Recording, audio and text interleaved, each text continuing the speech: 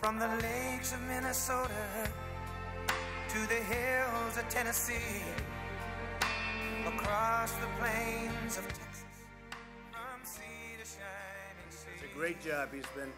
And I have to say, because we have a lot of farmers in this place, we had this hat made up. Look at that. It's the John Deere colors, actually. But make our farmers great again. Isn't that great? Make our tax cuts and reform. I don't mention reform because it's too complicated to talk about people. And so we're opening things up. But the biggest one of all happened yesterday, other than China. The EU, the Europeans, a thing called Europe, and the relationship with Jean-Claude, who's the head, who's actually a very, very strong guy, very tough guy, but a good man, and he's done an incredible job pulling all the countries together.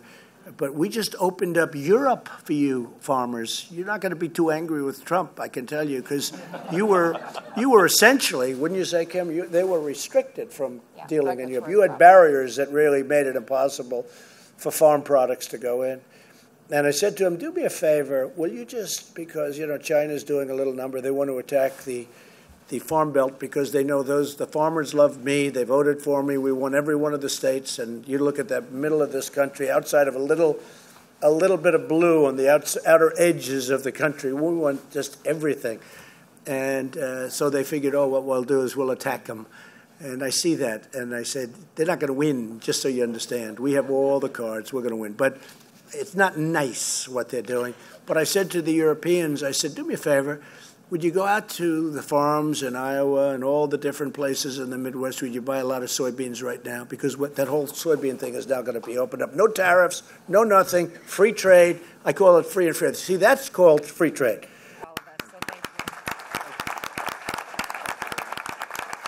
I mean, basically, we opened up Europe. And that's going to be a great thing for Europe, and it's really going to be a great thing for us, and it's going to be a really great thing for our farmers, because you have just gotten yourself one big market that really, essentially, wouldn't you say, Kim, never existed, because you just had a problem. So we did that yesterday afternoon. We signed a letter of intent, or agreed to a letter of intent, and we're starting the documents, but the relationship is very, very good. I appreciate your help. You've been fantastic. Thank you, Rod. Say a few words, please. So after many, many years, since 2006, Congress on both sides of the aisle could not get together to reauthorize and modernize a piece of legislation that is so critically important to what we're all here talking about, career and technical education. Perkins Career and Technical Education Act passed the Senate last week, passed the House this week, and will be signed into law by the president after over a decade of languishing. Unless I don't sign it. Maybe I'll veto it. Maybe I'll veto it. I'll see. Let's see. I think I'll veto that bill. What do you think? No. Great program. The things these guys are doing to give us these opportunities.